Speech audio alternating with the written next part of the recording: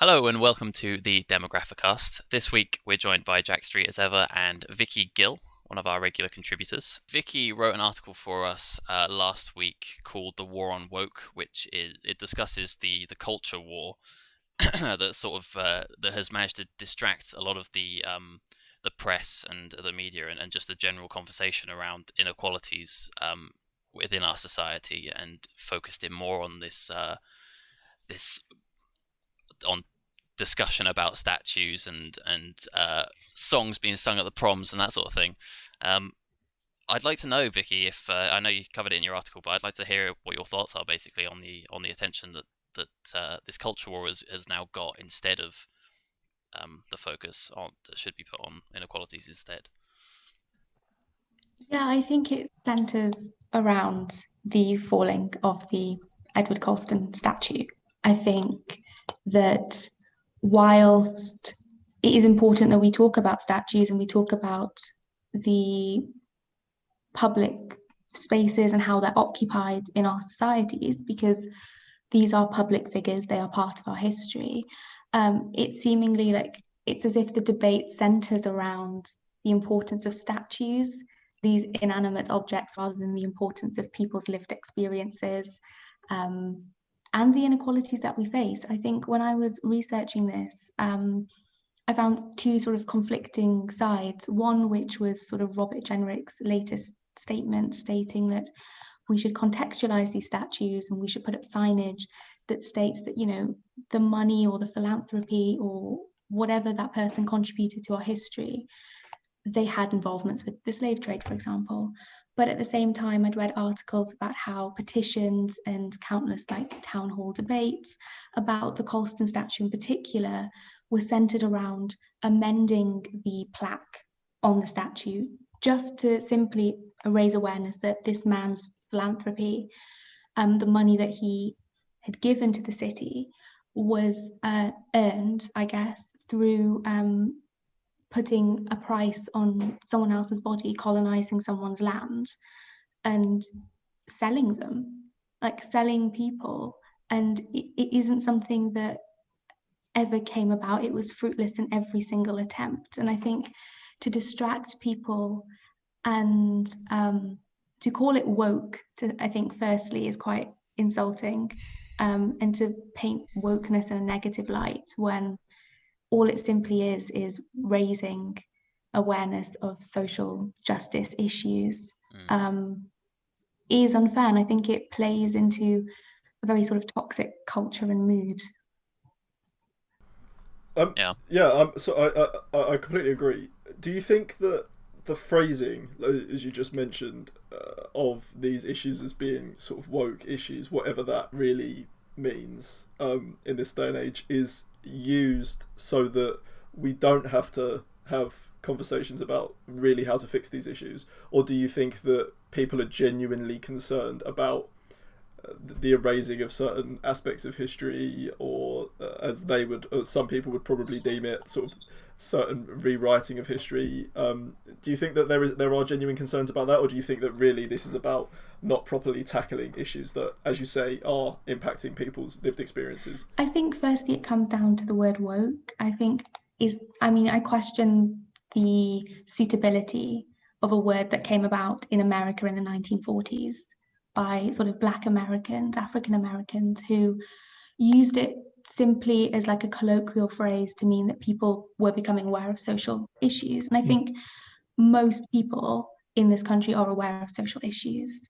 I don't think they're comfortable with the word woke, possibly because I haven't heard of it until the summer. I think it's a very new sort of phrase. And I think the connotations, the way it's been shaped to almost have a political divide between the left and the right is one thing. And I think people's concerns about rewriting history maybe stem, and I don't know personally, but maybe stem from the way in which history is taught in schools. It seems to be very sort of Eurocentric. It is from the lived experiences of people in Great Britain, in Europe, in America, rather than really tackling both sides of the empire. I think when we discuss empire, whilst we do talk, I think we're coming to a point where we are starting to talk about issues of like partition in India, for example, or the effects of empire, like the negative things about empire. That hasn't always been the message I think that has been brought across. And so I don't really think you can rewrite history, because that would be to erase everything and start again. And I think in the same way as we talk about statues, all it is that it's just adding this extra level of awareness that these people have done good. For example, when we talk about Churchill, for example, his statues have been put up in the context of the Second World War. His statues haven't been put up in the context of genocides or anything else that he's been contributing to that's negative.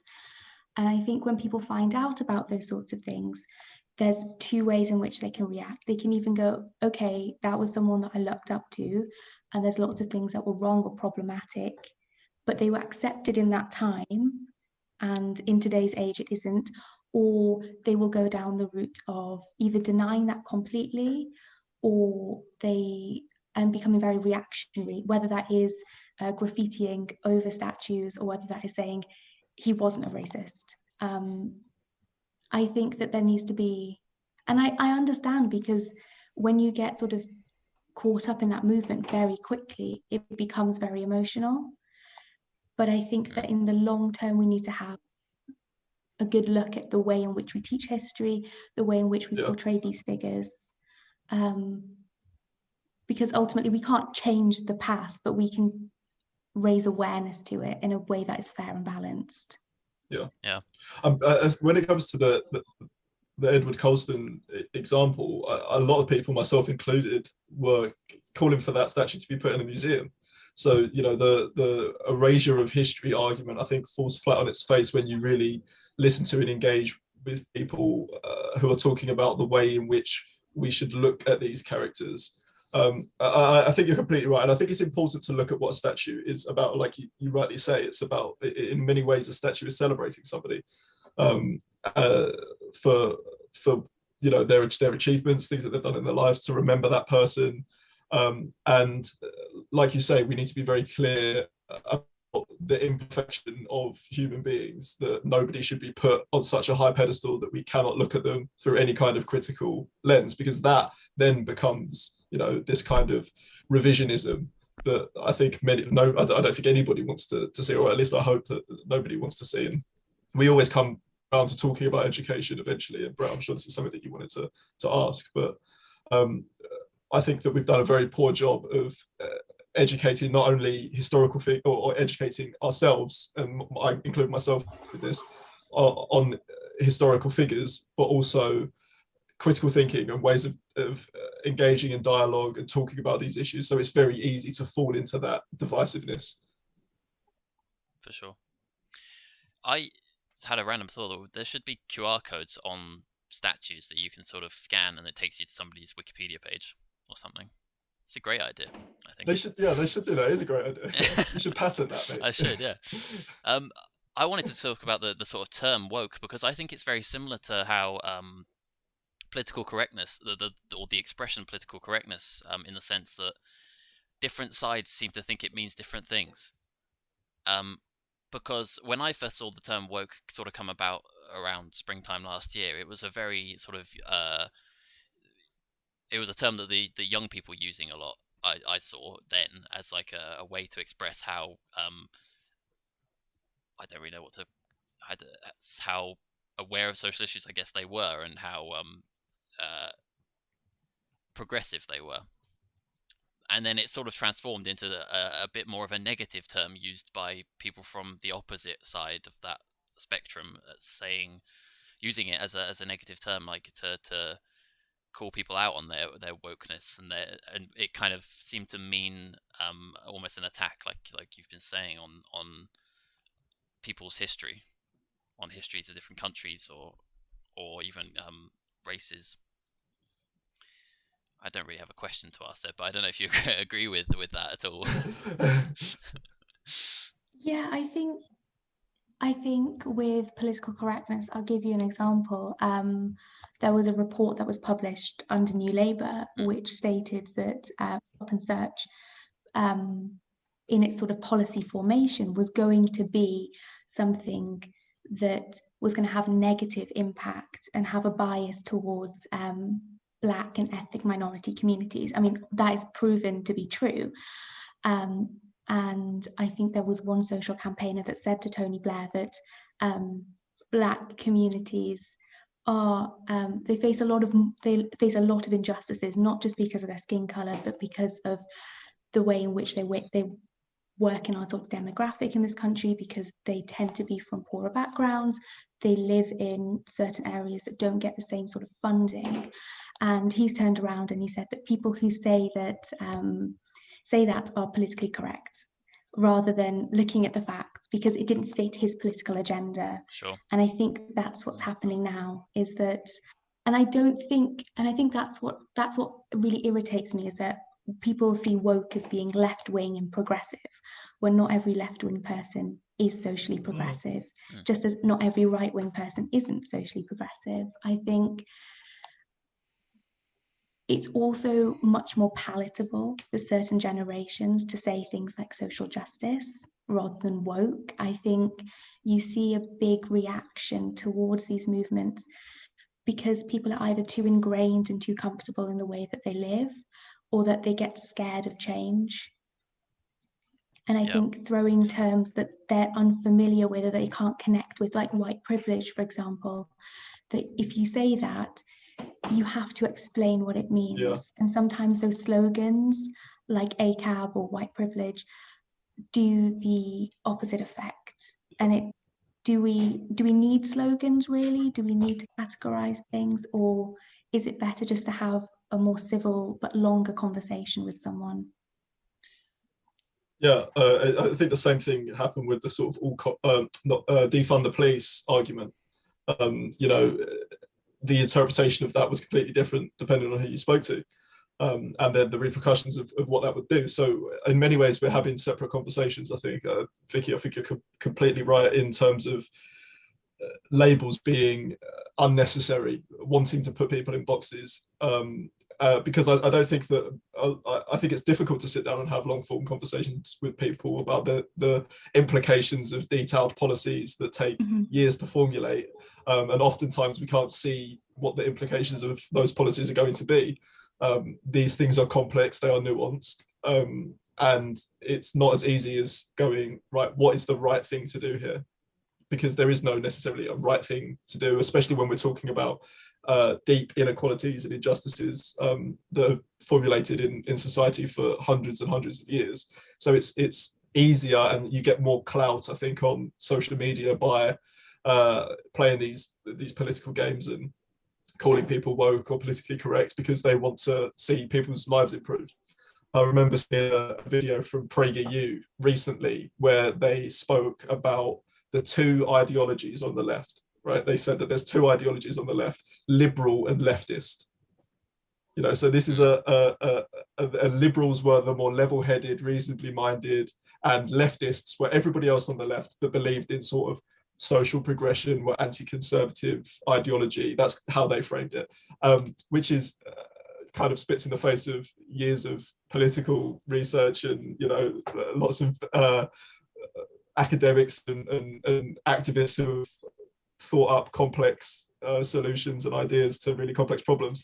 But it also frames the conversations we have, I think, in a really negative way. So before we've even started, if Vicky, you and I sit down and have a conversation about whether or not a statue should be brought down, if I call myself right-wing and anti-woke, and you say that you're someone who is more progressive, who wants to stand up to injustices, we're already, at loggerheads. We're already not trying to find a solution to the problem, and that's where I think discourse in this country has really reached a position where we're unable to have productive conversations about this stuff.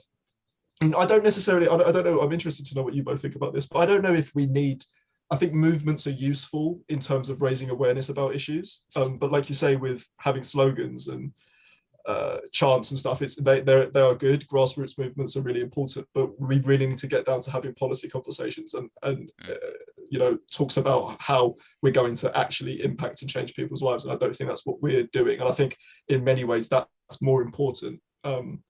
Oftentimes these movements don't really amount to much actual change. Yeah.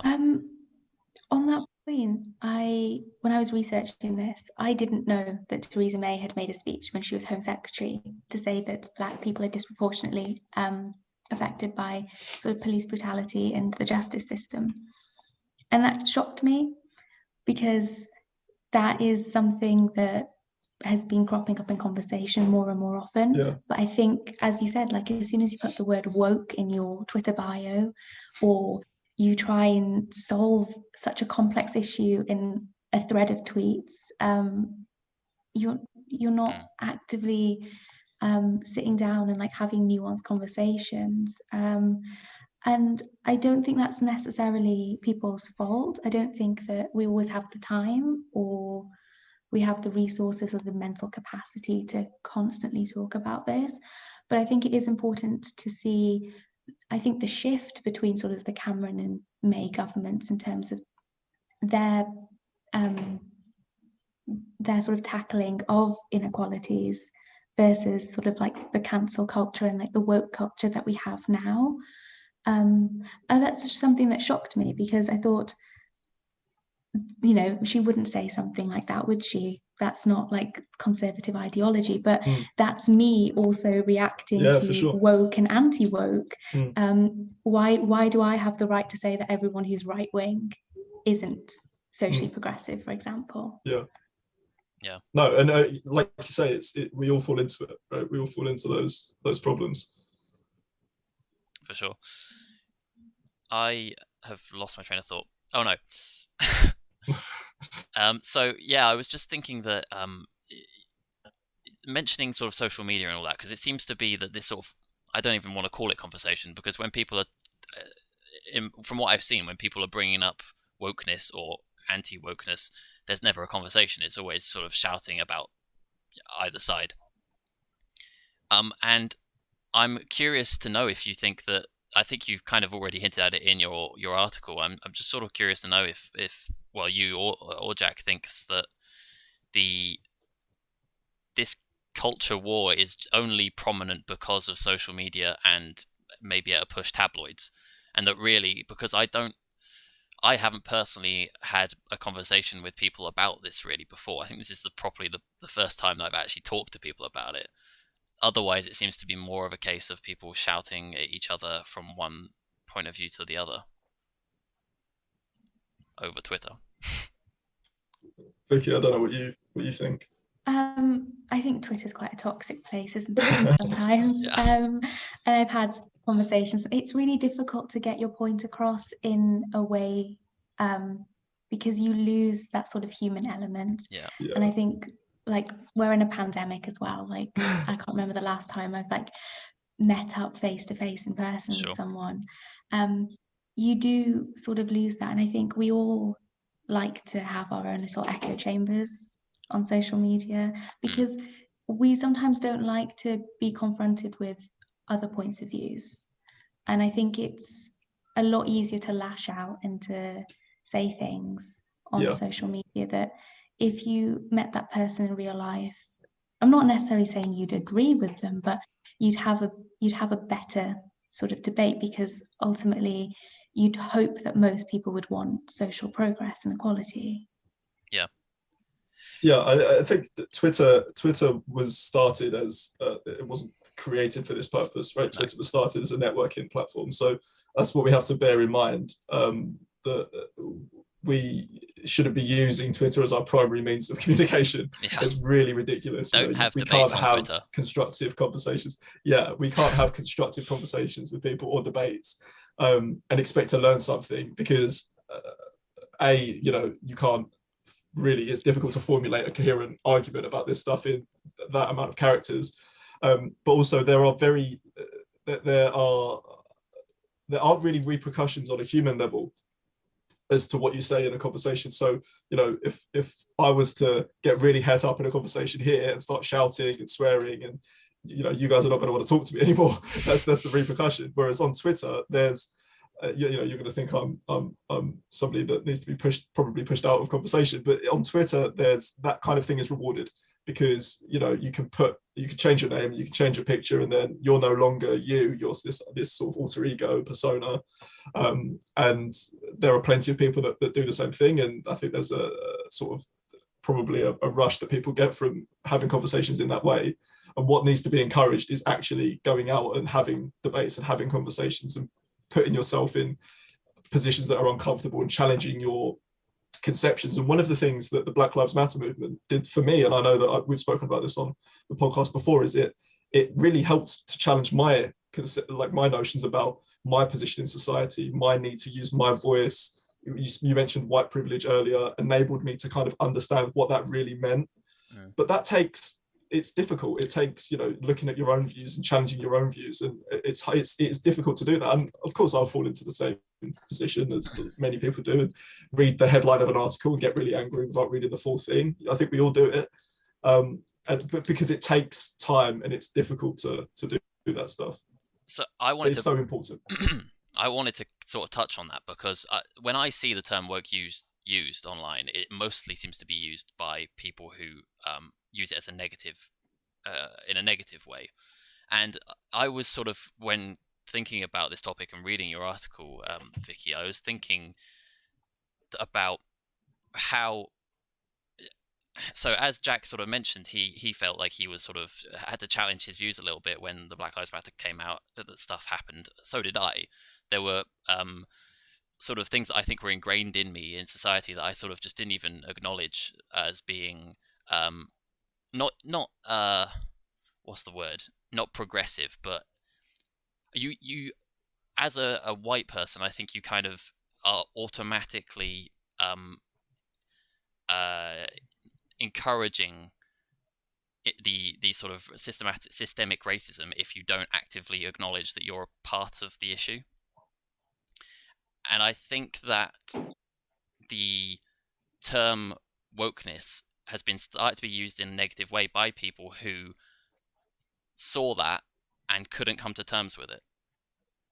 People who maybe are not able to reflect on their own views and see them as maybe even bigoted or racist in their own way. If I may, I also think that it's a problem of the framing as well. I think that when you it really matters who you direct this stuff towards, and really matters who you're talking to. So if you speak to a single mother of three who is working 3 jobs to support her children, and you know works harder than most people in society, but still struggles to get by, and you're pointing the finger at her and saying, you have white privilege, you're part of the problem, it's very difficult for her or for that person in that situation to be able to see that. And I don't think it actually achieves anything. And what we need to be doing is looking at the structures that have been created in society, and specifically governments, decision makers, policy makers, and going, first of all, white privilege is saying that if you're a white person, one of the things that doesn't make your life harder is your skin color. That's all white privilege is. Yeah.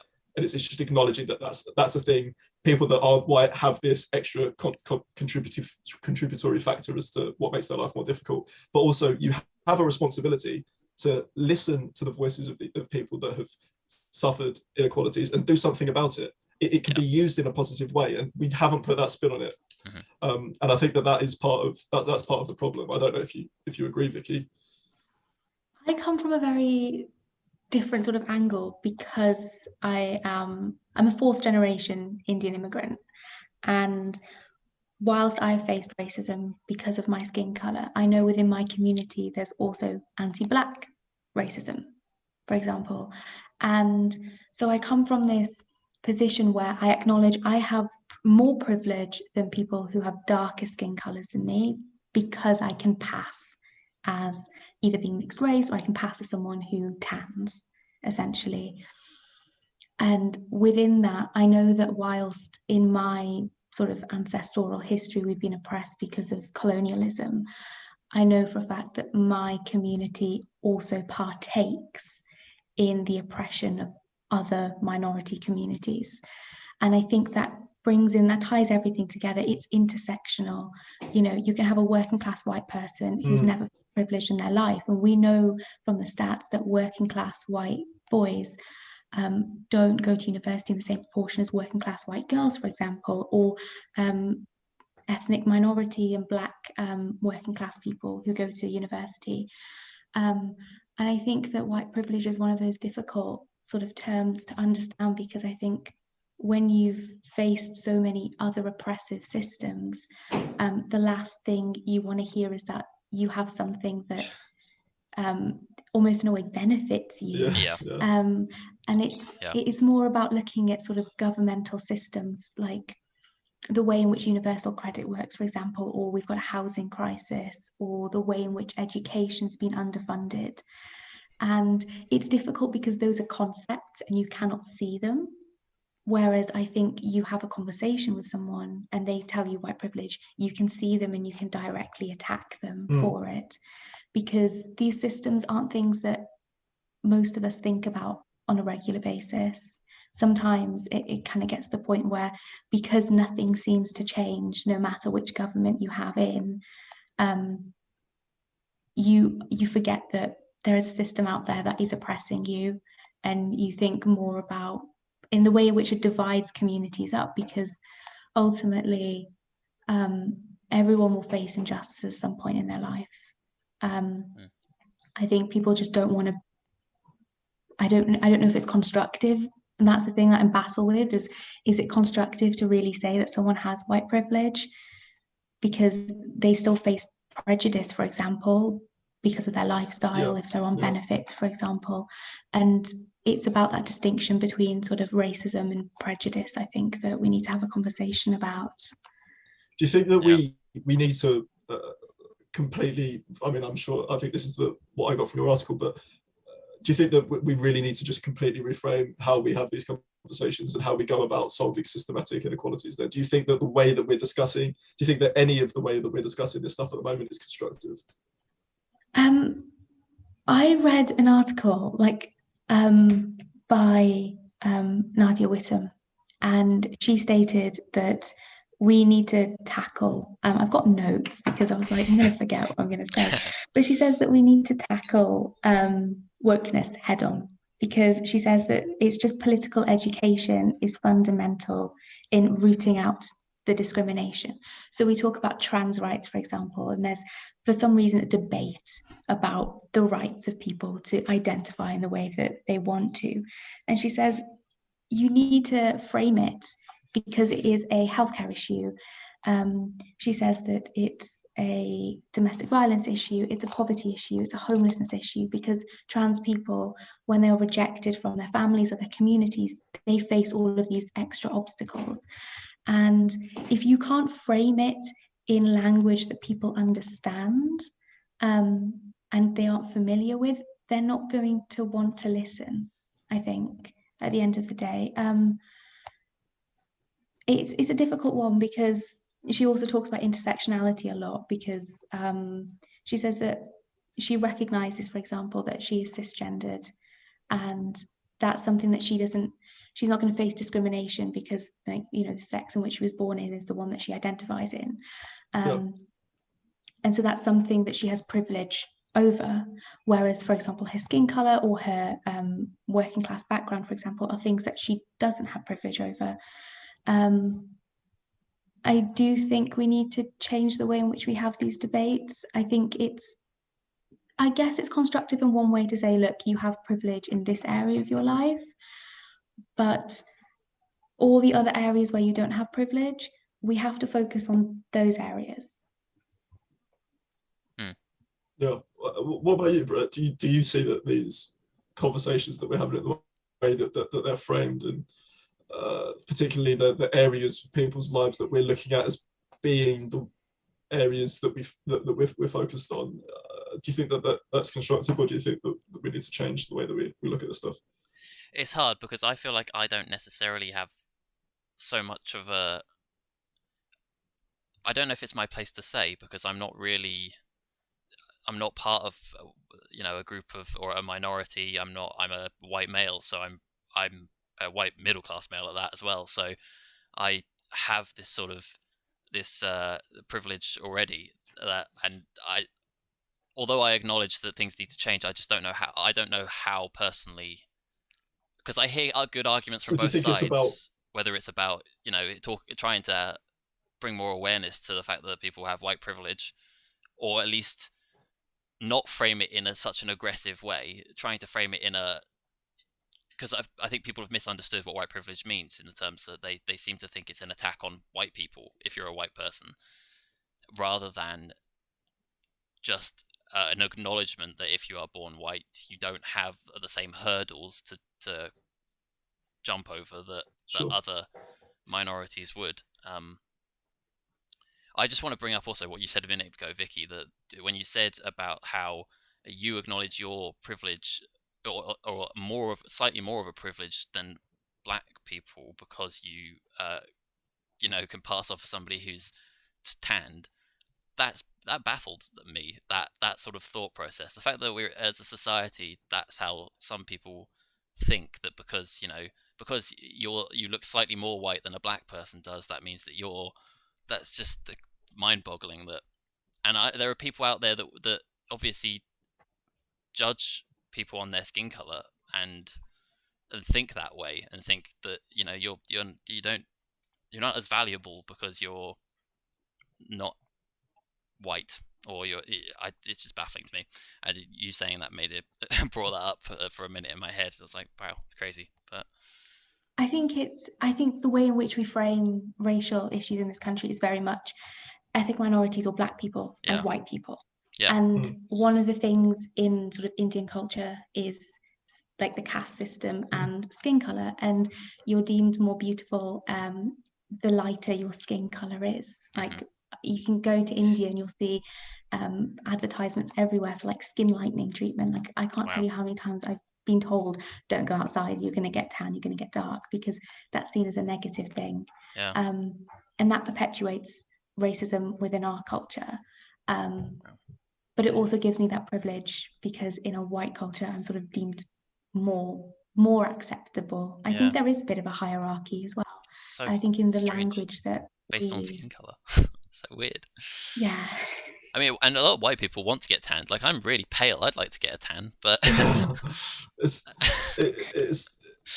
the way that these social constructs have formed. It is really baffling, and it's why I think the best way that we can begin to tackle some of these issues is through actual action that is going to tangibly improve people's lives. This is what I've been saying since earlier this year when we're talking about these issues, when we're discussing any kind of inequality, particularly racial inequality, is that opportunity is, or lack thereof, is the real issue that we're talking about. And for us to begin to solve a lot of this stuff, it's about ensuring that people from whatever background you have an opportunity to better their lives. That's really the fundamentals of what we're talking about. And I think we've really got away from that.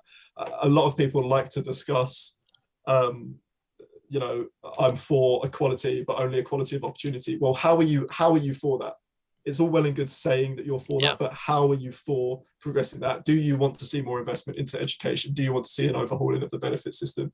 Do you want to see a living wage? Do you want to see more affordable housing? Are these the things that you're really working towards?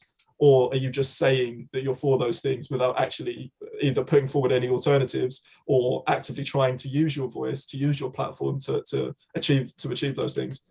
And that's where I get frustrated. I think when we're going back to looking at how governments have worked to tackle these issues, there has been a lot of talking and a distinct lack of actual policy being put in place to tackle these issues. And the pandemic has highlighted that more than anything else.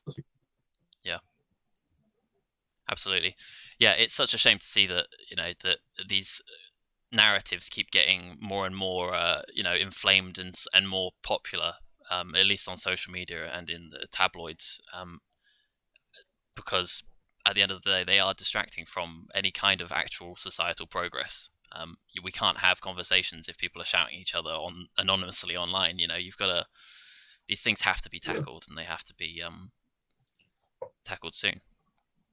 I wanted to say as well, I think Vicky, you mentioned this. Social media is an echo chamber, and it is a bubble, and it's not fully representative of real life. So I think that often people are having conversations that are far more productive on the ground. And when you talk to people that work for charities or grassroots organizations, there is a semblance of really working to better people's lives. So it's not all doom and gloom, and that's why it's important to balance out your perceptions away from social media, I think. For sure. Let's move on to current events. So this week we're going to talk about Keir Starmer was urged recently in the last couple of days to back radical constitutional reform in the UK by quite a few senior members of the Labour Party from different sides of the Labour Party spectrum. There's people included Gordon Brown, John McDonnell, certain Corbyn allies, people, centrists behind Starmer. The reforms that they were suggesting include, I'm going to list them for you. They include a UK-wide constitutional convention bolstered by citizens' assemblies to investigate options for reform, a written constitution that would greatly reduce the monarch's powers, replacing the House of Lords with a federal Senate of nations and English regions, giving the Scottish Parliament, Welsh Parliament and Northern Irish Parliaments permanent constitutional independence, more borrowing and policy-making powers for the Scottish Parliament, significant devolution of policy-making and financial powers to English regions and councils, including borrowing. So what do you both think of those as suggestions? Do you think Keir Starmer should support them? Do you think he will? Vicky, you can go first. There's a lot to tackle. Yeah.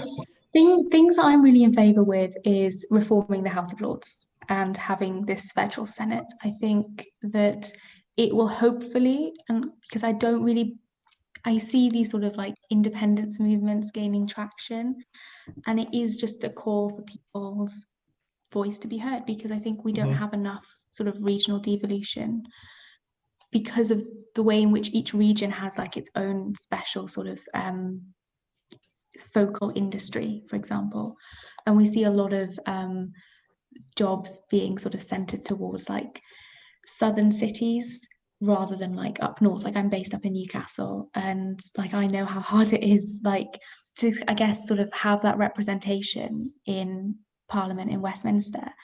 And so that's something that I'm interested in. But at the same time, I was looking at sort of like these citizen assemblies and sort of regional devolution. And in 2018, only 35% of people registered to voted in council elections. Yeah. And I'm not sure if that's because people feel that councillors don't have enough power and they're not being heard properly, or if it genuinely is just this apathy that they only really want their MP to represent them. It's a difficult one, I think, because it sort of brings up all these issues of, well, you might have a Conservative-led council, for example, but you might have a Labour MP. Are they going to work together because of their political differences? And it's, well, what sort of powers would sort of regional assemblies have? I don't really understand why they would want borrowing powers necessarily. It seems like it's a very complex system. I think that he would probably accept things like Devo Max. I think that Scottish independence could possibly become a reality if you accept that there might be a second independence referendum because of Brexit. And I'm halfway house with written constitutions. I quite like the fact that we've got quite a flexible constitution right now, and that it's not codified, but at the same time, a lot of the parliamentary procedures are out of date. And it's one of those things where if you put something into a constitution and you get it wrong, it's so difficult to change it. And sometimes you need direct action, and you need something to be changed very quickly. For example, like when we changed the gun laws, that happened very quickly because we could just have a vote in Parliament and we could change the laws. Whereas I feel like these sorts of things, this country is very slow when it comes to any sort of change. Like we're still waiting for conversion therapy to be banned and become illegal. And I just fear that those sorts of things might, if we don't have proper equality for everyone and protection for minorities, that a written constitution might harm progress. Yeah, I actually have the same worries with a written constitution, especially if it depends how it's formulated, particularly if it's formulated in a similar way to the US Constitution. There is so many issues with that system. I think that I don't necessarily trust most politicians, most policymakers to do those sorts of things, those massive changes in that way properly, I guess, essentially. But that's just maybe a distrust of politicians and political structures. I like the idea of having a more direct form of democracy in this country.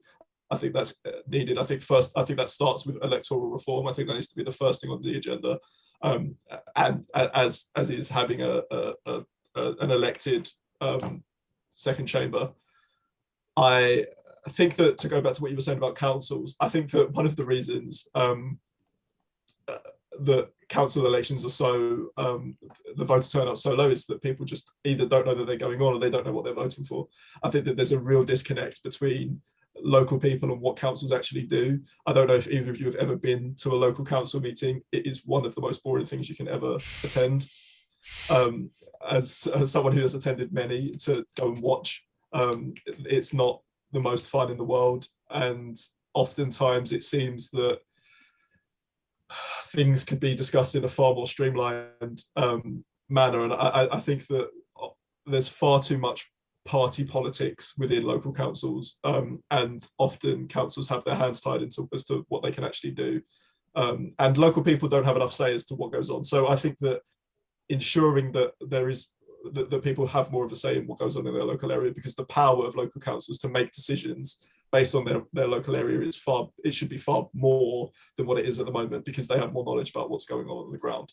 And I don't think the central government really should be making specific decisions based on local areas. We also have already lots of problems with funding being favoured towards Conservative councils over Labour councils. We've seen this with different forms of coronavirus funding, which is awful, but that's the reality of the system that we have at the moment. So I like the further devolution to local councils.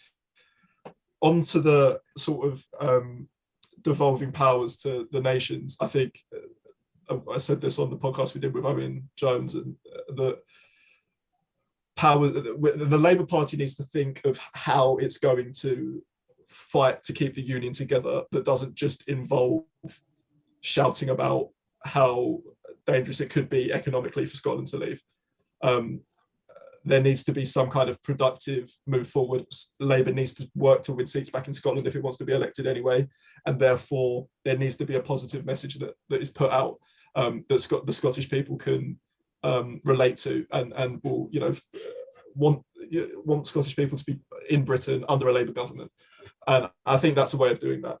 So I like these ideas, and I think it is something that Keir Starmer would consider adopting. I know he said that he'd consider adopting some of these policies already. I know we're going to talk about this, but there's been discussion about scrapping tuition fees, lowering the voting age to 16 and 17. So Keir Starmer's not opposed to these kind of more radical reforms, or the ideas about these more radical reforms. I think that there just needs to be a bit of clarity that's needed. But I think this is the way to go for the Labour Party. I think this is where the alternative lies. It also has the benefit of silencing Nigel Farage's new party, which has basically been put together to propose this kind of stuff. So I think if Labour are going to adopt this, the sooner rather than later. Yeah, I agree. I mean, I think I like the sound of a lot of the things. Like, I am a bit concerned about, like you guys say, the sort of the written constitution and what that would involve. In the article that I found these points in, it only really mentioned, well, when it mentions the written constitution, it only says that it would greatly reduce the monarch's powers. And I don't Yeah. doesn't really clarify Not that. how. As if she has Yeah. many powers as it is. I don't. Right. Exactly. That's what I was going to say. Yeah. Um, I think. I don't know if we've discussed sort of our position on the monarchy too much before, so maybe that's a topic for that, or maybe it's a topic for another day. But I think there is something to be said for having the kind of system that we have, the most progressive, happiest nations with the best education systems, the best social justice in the world have a monarch, and our sort of social democratic countries with a monarchy, and it seems to be a good way of separating powers and balancing powers. The monarchy isn't going to be abolished anytime soon, so I think that Jeremy Corbyn, these were plans that were proposed under Jeremy Corbyn. I can't see them being adopted by Keir Starmer particularly, but I think that there are things that are more important to be done before we start looking at ratifying any kind of constitution. Yeah. The first point that I read out, the UK-wide constitutional convention bolstered by citizens' assemblies to investigate options for reform. Am I reading that right in thinking that it's saying that it would open up the option for further reform in the future with the backing of citizens' assemblies, or the? Because I mean, I like the sound of that personally. I think if you were to reform the system, you would also need to put in place some kind of new system, using the same word again, a new system that allows for further reform in the future when eventually things change, because you can't obviously rely on one system forever. So creating some kind of process that allows us to seek reform again in the future, I think, is also important. I think that's sort of what we're seeing now when we see an independent sort of Scotland potentially on the horizon if we don't sort this out, is that New Labour were very good at sort of devolving powers, and we've seen reforms, and Scotland in particular gain more powers over the years, but I don't necessarily see them as being sort of successful. Is sort of what I guess Scotland is kind of saying. They want to be fully independent, and I think if they can sort of set out a plan as to why they want to be independent, and all I can hear really is we want to join the EU again. Yeah. If Labour can then come to an agreement that, if you vote us into power, these are the sorts of things that you would get in return. It seems like it's flexible, and I think that as sort of time progresses, like countries face different problems, and problems that people face in Scotland might be vastly different to problems that people face in England or Wales. But that shouldn't be a reason to leave the union. But I think that it's become as though they haven't been heard in so long that they've decided that if they can't have their voices heard in Westminster, that it's better to leave. Yeah, I think so too. If Starmer was to adopt these kind of policies or similar ones, do you think it would work for him in the next election? Any thoughts? I don't think he has a choice, to be honest. I think something has to be laid out. I think some kind of direction, some kind of policy needs to be laid out now and not in 3.5 years' time. I think that would be remiss if policy discussions were only started as the election was coming up, particularly because the calls for independence are becoming so strong. And I think that the Labour Party needs to lead its own call for Scotland to remain part of the Union. I don't think that doing a kind of EU-style campaign where it sides with the government is a good idea at all. So I think that needs to start now, and I think that policy needs to be suggested now, and I think that the Labour Party being the voice for that will inevitably help in the next election. I think not filling the void is more dangerous than filling the void with something. I do think that I think this is a natural position for Labour to take. I think if we look back to Tony Blair, removing most of the hereditary peers, for example, things like the European Court of Human Rights and the Human Rights Acts are policies that naturally sort of fall towards Labour. I think that there's been calls for reforming the House of Lords for a long time, and I mean I've seen Alistair Campbell tweet about this multiple times. But even having sort of conversations with my very sort of conservative family, the way in which this pandemic has highlighted the way in which there is a lack of scrutiny, I think, from the House of Lords, a lack of expertise as well. These are people who are sort of ex-MPs, so they know lots about sort of parliamentary workings, but they don't really know a lot about everyday sort of ordinary lives. And I think also the way in which regions are represented is really important, the way in which different sort of parts of our economy and different sort of aspects of jobs are represented. Like I would like to see people who've owned like a fishing company in the House of Lords, because maybe then the fishing trade, when it came to like a Brexit deal, would have been successful. I think that there just isn't like proper scrutiny, because they get to scrutinize the bills, but they don't have enough powers. When I read this, it said that they would be able to veto and ratify sort of like international treaties, and by having elected people who have to stand on a platform of achievement and expertise, I think that that's something that I'm sure a lot of people would find to be much more attractive than this sort of elitist backdoor entry into some other form of power. Yeah, I completely agree, and I think that something that you mentioned that's really key is that any discussion towards this end needs to work towards ending the geographical divides that we see, particularly in terms of participating in democracy in this country. One of the many inequalities that's gone really under noticed is the geographical inequalities that we have in this country. I think it'd be a good opportunity again for the Labour Party to lead on tackling some of those issues and put forward, like we were saying before, something tangible that's going to help to solve those problems. So yeah, I hope, like I say, I hope that something towards this is adopted, particularly in terms of electoral reform, because that will be incredibly beneficial, particularly to young people, in having their voices heard and having some kind of really representative system. I'd be interested to see if, because I think the Labour Party, if they were to adopt these policies, their arguments would have to be strong. They'd have to be sort of, or almost populist in nature, because otherwise the other side is just going to throw socialism, communism, and sort of anti-patriotic, anti-monarchy rhetoric their way.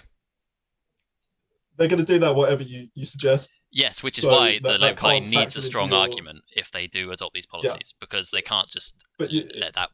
I think in many ways you have to think about how you're going to deliver these points, of course, but that can't be at the forefront of your mind, because whatever you suggest, like let's take the broadband example, that people are going to say that this is some communist, Marxist, maniacal idea, when in reality it's turned out to be a policy that was incredibly sensible. So whatever you put forward, it's going to be smeared. You just need to be able to sell it properly and sell it strongly, and be confident about policy suggestions, not try and hide them away. No. And I think that sort of falls into the immediacy of it. If you can repeat your policies over and over again for the next 3.5 years, you'll be able to convince a lot of more people that it'll become part of like normal discourse. Whereas if you throw a policy in 6 weeks before an election, it's brand new, people get scared of sort of this quickly thought out radical change. They don't want to vote for you then. Yeah, completely. And when issues arise, like the broadband thing, people turn around and go, oh, actually, that was a really good point. And like I say, it gives the opportunity. That's in my eyes, that's the true purpose of the opposition. Let's move on to our second current event, just quickly, because I think we're running low on time. slightly. I saw there was an article earlier today I saw in the BBC that spoke about how vice-chancellors of 7 universities have called for interest on student tuition fees to be scrapped for the next 15 months to support students throughout the pandemic, because obviously they've had a pretty tough time. And the universities minister, Michelle Donnellan, I believe that's how you pronounce it, argues that scrapping interest wouldn't help students in need at all, and the government instead has announced a £50 million student hardship fund on top of the £20 million that they already pledged at the end of 2020. I was interested to find out if any of that money had gotten to any students, and if it was how it would be distributed. And in the article, it does say that the funding will be distributed by the Office for Students directly to universities, which will prioritise the students most in need. Do either of you agree with either of these ways to help students? Do you think they're the right ways to try and help? I'm hitting with the hard questions. I'm not necessarily sure what a zero interest sort of freeze on my student loans would necessarily do for me. I think that's the argument that the government's making, to be honest. Which is why I would then, my follow-up question would be, why would vice-chancellors be asking for this then? Either of you? Any? If I could be cynical, I think that obviously vice-chancellors of universities and people working at universities are aware of how hard students have been hit, and they understand that something needs to be done. There's a lot of pressure on universities at the moment, and rightly so. This is something that sounds on paper, when you briefly read it, to be good, but it doesn't actually impact universities in any way. So I think that suggesting this in terms of making it look like universities are trying to help students works for universities without them actually having to do anything. And yes, that might sound cynical, but at the end of the day, the system that we have, a lot of universities function primarily as businesses. They make a lot of money. They are making a lot of money this year and the end of last year in particular, without delivering many of the services that they would have to be delivering anyway. So I completely agree with the government on this one. I don't think that this would actually do anything to help students. I also question the government scheme because I, again, don't know how impactful that's going to be for many students and how quickly they'll be able to roll that out. Students at universities have already suffered a lot over the past year in terms of the education that they've been getting, how much they've been paying for it, and all these other impacts on mental health and missing out on a large proportion of what should be one of the most exciting points of your life. So I would question both schemes personally, and I do think that this is a way for universities to show that they want to do something without them actually having to do anything really to help. On that point, I got an email the other day from my university saying they're offering hardship funds, but they're loans. They're interest-free. I'm not sure if that has anything to do with the government. I know that most universities have hardship funds available anyway. Yeah. I think you can claim up to £600 per term if you're in need of it. I just think that what I would have liked to hear is something along mandatory mental health facilities with some sort of target to reach, or just having something for like people who are on campus. Most people who are on campus are there because of their home lives at the minute, because we've been told we can't necessarily move in yet.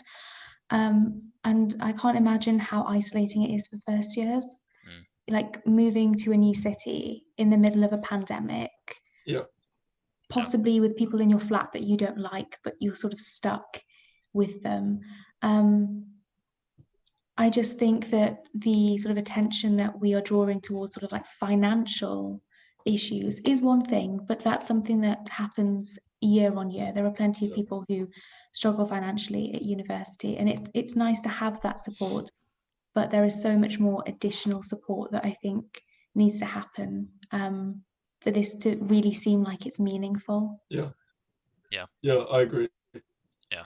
I mean, I think that some kind of reimbursement in terms of some kind of direct reimbursement in terms of tuition fees, a proper, and this is still economic, of course, but proper economic support to support those that are living on campuses, but also, like you say, outreach, mental health support for students that are struggling, and ensuring that is accessible for people, and ensuring that it's free and it does the job that it's meant to, because like many people say, university's expensive as it is, and there needs to be some kind of value for money there, both from an educational point of view, which a lot of those services aren't being delivered at the moment anyway, but also from a lifestyle point of view, like you rightly point out, and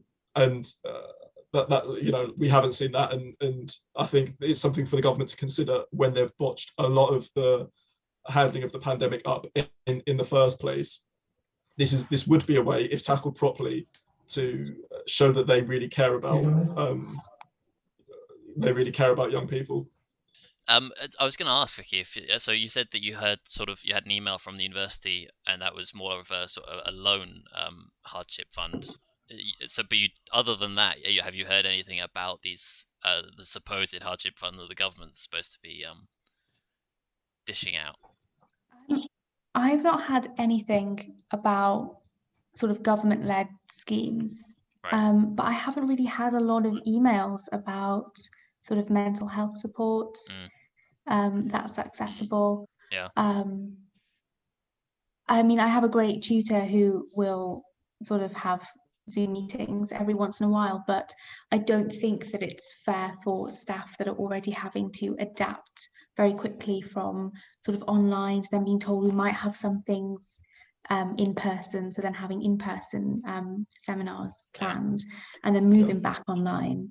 I don't think it's fair on the staff, which I think they're bearing the brunt of this in a lot of cases. It just seems to be sort of very silent. Like, we've asked for things like safety nets and they have been rejected. They gave us like a week extension, but a week extension isn't great when you can't access the library, for example, because the books aren't online. It does sort of highlight that in a long term, we need to have a lot of more accessibility. So we get like closed captions on our pre-recorded lectures now. That was something that we didn't get before. And I know for a lot of people that's helped. And it is about sort of learning from this pandemic and seeing what we can sort of incorporate into everyday life again. Yeah. I think we've heard from several students saying similar things about like the silence of not really necessarily hearing much from the university itself, and not especially back towards the beginning of the academic year, that people just didn't really know what was going on. It's a shame to hear that that's still kind of the case. But anyway, let's move on to our final segment. So we have like a quick fires question segment at the end, where I'll just ask like 5-ish questions. Not all of them are particularly serious, so don't expect to have massive mind-boggling debate. But I will start with, so the aim is to answer as quickly as possible. We always fail, but that is the aim. That's aimed at me, Vicky, by the way, not you. Yeah, by we, I mean Jack always fails. But the first question is, and this was one of our recent polls on Twitter, will the arrival of the South African variant in the UK cause our lockdown to be extended? I'm going to go for no, because of government incompetence. We'll have lockdown number 4 instead. Okay. So it'll be let loose, and then we'll have to lock down again. Yeah. I think I don't think they'll do that. I hope, I pray that they've learned their lesson, and that if cases start to rise again, they'll extend the lockdown. So I'm going to give them the benefit of the doubt, although I imagine that I'll probably have that brought up in a podcast in about 4 weeks' time, where Brett says, "You said, Jack."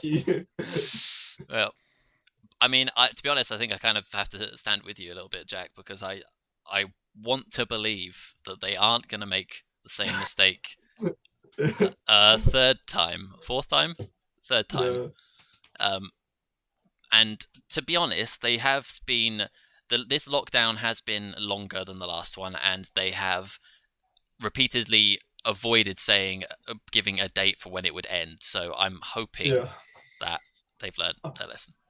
I think with the vaccine rollout as well, they'll want to be really careful to ensure that isn't impeded in any way. So yeah, fingers crossed. Second question: should Paul Dacre be appointed as head of Ofcom? No. Same here. No, that's a no from me. openly been agreed by Steve Baker the other day that it's a political appointment. So I think that tells you everything you need to know. Yeah. To be honest. Yeah. It's seriously worrying. Yes, it is. Next question: should we shut our borders to prevent the spread of more coronavirus mutations? Yes. Definitely have sort of a blanket ban or a very rigid sort of quarantining. There's no point in having people, and I hate to say that Tom Harwood made a really good point, but he did when he said that you can't travel from hotspots, but if you travel from a hotspot to a country which allows you to, which is on our list, and then you can travel from there in.